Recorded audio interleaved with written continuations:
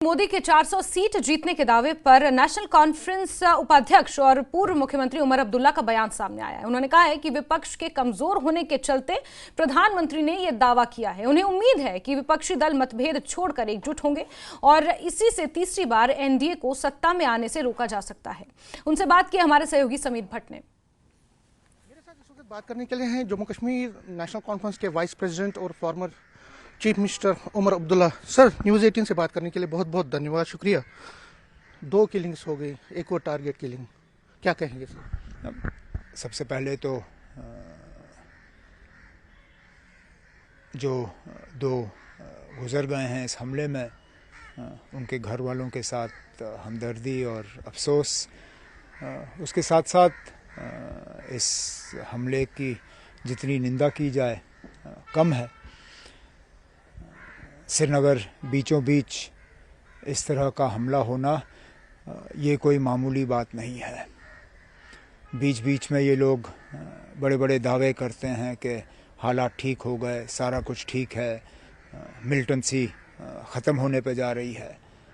लेकिन असलियत ये है, चाहे रजौरी हो, पुंछ हो, ऐसे इलाके जिनमें सालों साल के बाद मिलिटेंसी के ये हमले आजकल देखने को मिल रहे हैं, और फिर श्रीनगर, इस तरह की टारगेटेड किलिंग्स ये कोई मामूली चीज़ नहीं है।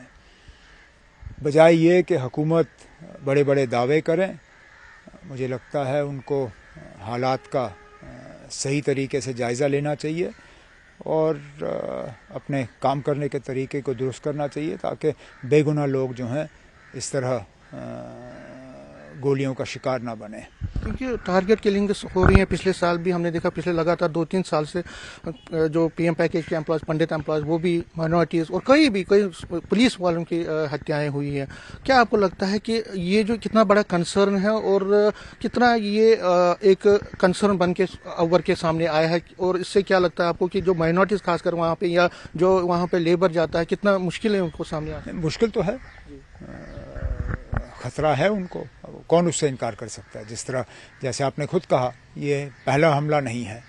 लगातार पिछले शायद 3 साल से इस तरह के हमले जो हैं वक्तन फ़वक्तन हमें देखने को मिल रहे हैं, और हुकूमत को चाहिए कि इन लोगों को हौसला दें और उनकी जो सिक्योरिटी जो है उसका सही तरीके से वो इंतज़ाम करें, बजाय ये कि सिर्फ दिखावे में पड़े। क्योंकि इस हुकूमत की एक आदत हो गई है, ये सिर्फ शोशा करते हैं। इनको सिर्फ अपने बैनर और पोस्टर देखने को चाहिए। ये सिर्फ चाहते हैं कि अखबारों में इनके प्रेस नोट छपें, और जो असली काम लोगों को सिक्योरिटी देने का है और हालात को ठीक रखने का है, उस चीज़ में ये पूरी तरह से नाकाम हुए हैं। जब हम बीजेपी वालों से बात करते हैं या गवर्नमेंट, वो कहते हैं कि अब हड़ताल नहीं हो रही है, स्टोन पेल्टिंग नहीं हो रही है, स्कूल खुल रहे हैं। वो कहते हैं कि ये जो घटनाएं हैं ये एक डिरेल करने की, जो पीस आया है उसको डिरेल करने की कोशिश है। आप क्योंकि एक तजुर्बेकार और पुरानी सियासतदान, क्या आपको लगता है कि एक डिरेल करने की अटेम्प्ट है पाकिस्तान की, या जो हमारे यहाँ जम्मू कश्मीर में पीस को डिस्टर्ब करने की कोशिश? अब जब ये लोग नाकाम हो जाते हैं तो ये फिर इसको डिरेल कहते हैं। जब हमारे वक्त में ऐसे हमले होते थे तो उसके लिए किसको जिम्मेदार ठहराया जाता था? आज भी जब बीजेपी वाले हमारी हुकूमत के बारे में बात करते हैं तो जितनी भी आप माननीय होम मिनिस्टर साहब की तकरीर मुझे याद है, जिसमें उन्होंने कहा कि नेशनल कॉन्फ्रेंस वाले और इससे पहले हुकूमतें थीं वो जिम्मेदार थीं, यहाँ हज़ारों लोग मरे। जब हमारे दौर में हज़ारों लोग मरे जो ये कहते हैं, तो वो क्या डीरेल नहीं था? सिर्फ इनके वक्त में डीरेल होता है। हमारे वक्त में हमारी नालायकी, इनके वक्त में डीरेल। अगर हम नालायक थे तो ये भी नालायक हैं। अगर ये डीरेल है तो उस वक्त भी डीरेल था। ये खुद फैसला करें। अगर ये डीरेल अभी कहते हैं डीरेल, तो फिर हमारे वक्त में भी डीरेल था।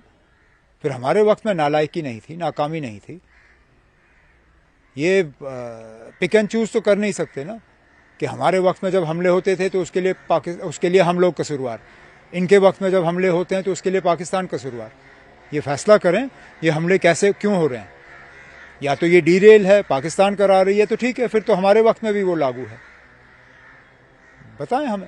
पाकिस्तान में आज वहाँ वोटिंग हो रही है, नई गवर्नमेंट आ रही है वहाँ पे, और आपकी नेशनल कॉन्फ्रेंस लगातार ये कह रही है कि बातचीत होनी चाहिए नेबर के साथ। फारूक साहब के साथ मैंने परसों भी कुछ दिन पहले भी बात की थी, उन्होंने फिर दोहराया कि बातचीत, और आपका ये पहले से रहा है। इन हालात में आपको लगता है जब ये सिचुएशन होती है, बीजेपी कहते हैं किन से बात करेंगे, तो क्या आपको लगता है जो नई गवर्नमेंट है उनके साथ कोई बात करनी चाहिए या? बातचीत के लिए माहौल बनाना है। हम सब बातचीत के हक में हैं, बातचीत से कौन इनकार कर सकता है। अटल बिहारी वाजपेयी हैं जिन्होंने कहा था कि हम दोस्त बदल सकते हैं, पड़ोसी बदल नहीं सकते। पाकिस्तान हमारा पड़ोसी था, है, रहेगा, लेकिन बातचीत के लिए माहौल बनाना ये सिर्फ हिंदुस्तान की जिम्मेदारी नहीं है, इसमें पाकिस्तान को भी अपना एक रोल अदा करना होगा। यहाँ जो लगातार ये हमले हो रहे हैं, लगातार जो इन्फिल्ट्रेशन की कोशिशें की जा रही हैं, लगातार जो ड्रोन्स का इस्तेमाल किया जा रहा है यहाँ हथियार और ड्रग्स भेजने के लिए, उस पर भी रोक लगाना वो उनकी जिम्मेदारी तो बनती है। तो जहाँ हम गवर्नमेंट ऑफ इंडिया से कहते हैं कि बातचीत की जानी चाहिए, वहाँ पे हमें गवर्नमेंट ऑफ पाकिस्तान से भी ये कहना होगा कि बातचीत के लिए माहौल बनाना उनकी भी जिम्मेदारी बनती है। आतंकवाद को बंद करना, आतंकवाद को बंद करना और माहौल तैयार करना। देखिए, ताली दो हाथ से बजती है, एक हाथ से नहीं। मैं गवर्नमेंट ऑफ इंडिया से तो ये उम्मीद नहीं कर सकता ना कि वो एक ही हाथ से ताली बजाएं। इसमें अगर हम चाहें कि बातचीत के लिए माहौल बने तो उसमें पाकिस्तान को भी अपना रोल जो है वो अदा करना होगा। सिर्फ दो सवाल सियासत के ले लूंगा क्योंकि अब सियासत भी चल रही है। आपने कल कहा कि कांग्रेस के साथ बातचीत कर सकते हैं, और कांग्रेस अगर जो 3 सीटें हैं एनडीए के पास हैं, बीजेपी के पास हैं जम्मू कश्मीर की, उसमें बात हो सकती है। इसका मतलब आपने क्लोज कर दिया 3 सीटें जो वो है वो नेशनल कॉन्फ्रेंस लड़े। अब अगर कांग्रेस यहाँ से 2 सीटें या आप लद्दाख भी लेते हैं, पीडीपी तो म्यूट है ना, पीडीपी को क्या दे रहे हो आप? पीडीपी कह रही है कि यार हम भी तो अलायंस में है, हम भी तो इंडिया अलायंस में है, अब सिर्फ कांग्रेस और एनसी आपस में बात करेंगे तो हम कहाँ जाएंगे? वो अब मैं इस मामले में पढ़ूंगा नहीं। बातचीत का सिलसिला भी शुरू हुआ नहीं है। मैंने आपसे कल ये कहा था कि 3 सीटें पहले से ही इंडिया अलायंस के पास हैं।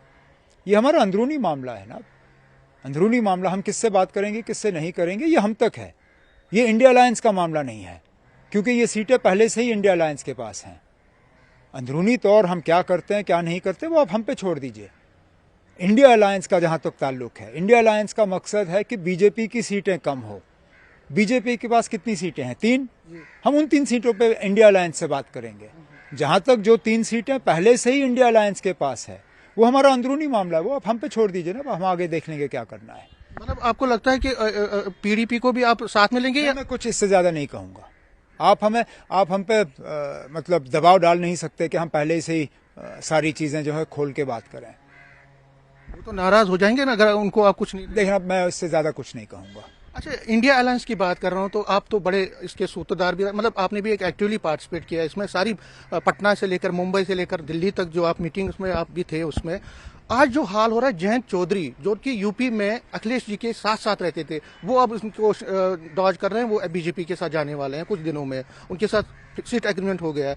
नीतीश कुमार जी चले गए, ममता बनर्जी जी ने टाटा बाय बाय कर दिया। इंडिया ब्लॉक है आपके अब ये कागजों में है, लेकिन ये तो मान के चलना होगा कि इंडिया अलायंस में अभी वो दम नहीं है जो पटना, बम्बई और बेंगलोर में था। नीतीश जी का जाना ये एक सेटबैक है। अगर बाकी इस चीज़ को तस्लीम करें ना करें, मैं तो कम से कम इस चीज़ को एक बड़ा सेटबैक मानता हूं, क्योंकि इसके आर्किटेक्ट ही वही थे। पहले जो पटना की मीटिंग हुई वो नीतीश कुमार जी ने बुलाया, तो अगर हम सब एक प्लेटफॉर्म पे आए तो वो प्लेटफॉर्म उन्होंने तैयार किया। उसके बाद छोड़ के जाना ये हमारे लिए कोई अच्छी बात नहीं रही। और फिर जो अंदरूनी आपने अभी जिक्र किया जयंत का, अभी तक तो वो गए नहीं, और कोशिश की जानी चाहिए कि वो ना जाएं। उनका एक रिश्ता रहा है समाजवादी पार्टी के साथ और अखिलेश के साथ। हम तो यही चाहेंगे कि किसी ना किसी तरह अखिलेश उनको मनवाएं और अलायंस के साथ ही रखें। जहाँ तक वेस्ट बंगाल का सवाल है, ये जो रोज़ तू मैं कांग्रेस और ममता के दरमियान, इससे भी इंडिया अलायंस को कोई फ़ायदा नहीं पहुँचता है, नुकसान ही होता है। लेकिन मैं जम्मू कश्मीर का ही, हमारी पॉलिटिक्स जम्मू तक कश्मीर तक ही है। हम ज़्यादा से ज़्यादा राय दे सकते हैं, उसको हम लगता है कि कांग्रेस कहीं पर मिसमैनेज कर गई, उसकी हठधर्मी। इसका कसूर सिर्फ कांग्रेस का नहीं है। नीतीश कुमार को कांग्रेस ने नहीं भगाया। कांग्रेस चाहती थी कि नीतीश कुमार कन्वीनर बने इंडिया अलायंस का। उस पर एतराज़ किसने किया वो सब जानते हैं। तो ये कहना कि कांग्रेस ने नीतीश को भगाया या राहुल गांधी ने नीतीश को भगाया, ये सरासर गलत है। राहुल गांधी, सोनिया गांधी, कांग्रेस पार्टी वो चाहती थी कि नीतीश कुमार कन्वीनर बने, लेकिन हम सब जो उस मीटिंग में थे हम जानते हैं नीतीश कुमार कन्वीनर क्यों नहीं बन सके, और वही शायद वजह बनी कि वो इंडिया अलायंस छोड़ के चले गए। सर 2 सवाल और लूंगा फिर ये करूँ। एलजी कह रहे हैं या गवर्नमेंट कह रही है कि इन्वेस्टमेंट बहुत आया है 370 हटने के बाद, यहाँ पे आंकड़े भी दे रहे हैं, बहुत सारी चीज़ों में आंकड़े दे रहे हैं कि इन्वेस्टमेंट आ गया। वो आप उससे मुतमईन है कि आपको लगता है कि ये कागजी घोड़े? अभी तक तो दिखा नहीं।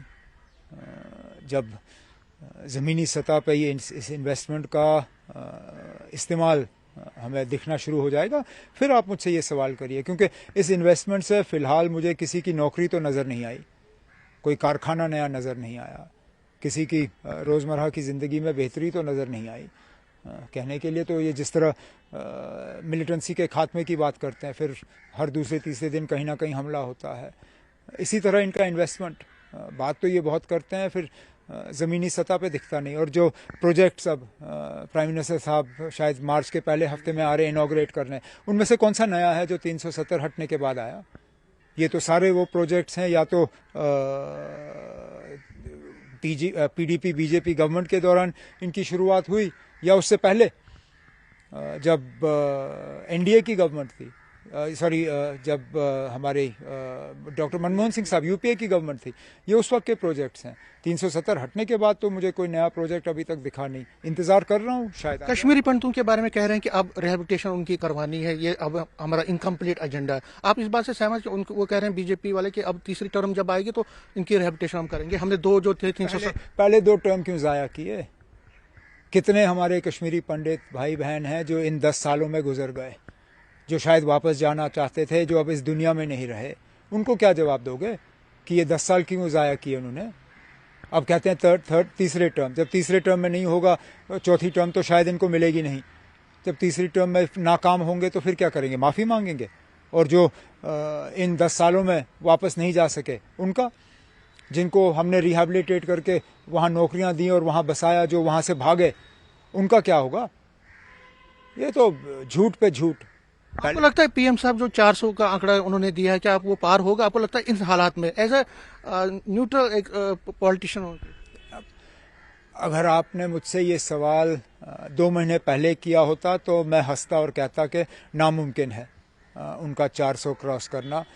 300 भी शायद उनके लिए मुश्किल लग रहा था, लेकिन अभी जो ऑपोजिशन के अंदर जो अनबन बनी हुई है, हम उस मजबूत पोजीशन में नहीं हैं जिस पे हम थे कुछ महीने पहले। अभी भी इलेक्शन का ब्यूगल बजा नहीं है, अभी भी मतलब हम खेल हाथ से निकला नहीं वापस। लेकिन लगता है कि हो सकता है उनका या अब इलेक्शन में कुछ भी हो सकता है। इनके पास मनी है, मंदिर है, बहुत सी चीज़ें हैं, क्या पता ये क्या बेचेंगे और किससे ये वोट हासिल करेंगे। लेकिन जहाँ तक ऑपोजिशन का सवाल है, हमें हाथ ऊपर नहीं करने चाहिए, जम के इनका मुकाबला करना चाहिए। देखें कहाँ तक पहुँचते हैं ये लोग। लास्ट में असेंबली इलेक्शंस क्या आपको लगता है होंगे? क्योंकि अब सुप्रीम कोर्ट ने भी कहा है, या उसके लिए आपको लगता है कि ये अभी नहीं होगा? ये भी मैं बीजेपी की एक रिवायत रही है, जहाँ ये इलेक्शन जीत नहीं सकते, या तो चोरी करते हैं या फिर इलेक्शन कराते ही नहीं। बम्बई के मेयर का इलेक्शन अब 3 साल हो गए, बम्बई के मेयर का 3 साल हो गए, वहाँ इलेक्शन नहीं हुए क्योंकि बम्बई में ये लोग जीत नहीं सकते। चंडीगढ़ का इलेक्शन था, हारने वाले थे, लूट किया। सुप्रीम कोर्ट ने खुद कहा कि वहाँ के रिटर्निंग अफसर हैं जो वो जमहूरियत के कातिल हैं। इन्होंने जम्मू कश्मीर में असेंबली इलेक्शन नहीं कराए क्योंकि हार जाएंगे, और मुझे ज़्यादा उम्मीद नहीं है कि ये इलेक्शन कराएंगे क्योंकि इनकी हालत कुछ ठीक नहीं है जम्मू कश्मीर में। लगता नहीं है आपको इलेक्शन करवाए? मुझे लगता नहीं है।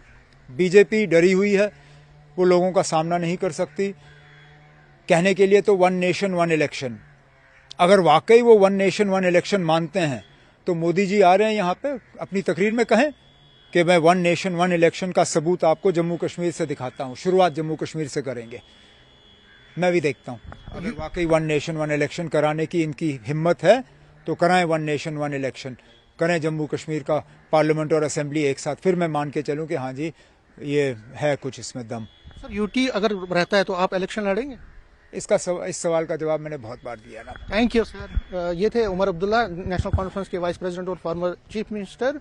कई चीज़ों का उन्होंने उन पर बात की, और लेकिन सबसे बड़ी बात उन्होंने कही कि उन्होंने माना कि जो नरेंद्र मोदी, प्राइम मिनिस्टर नरेंद्र मोदी ने जो 400 प्लस का आंकड़े का बात की है सीट्स जीतने का, उनको लगता है कि वो पॉसिबल है क्योंकि अपोजिशन बिखरी हुई है, अपोजिशन में इतनी ताकत नहीं है। बड़ा स्टेटमेंट है उमर अब्दुल्ला की तरफ से, और कई और चीज़ों को इस खास बातचीत में उन्होंने हमारे साथ शेयर किया।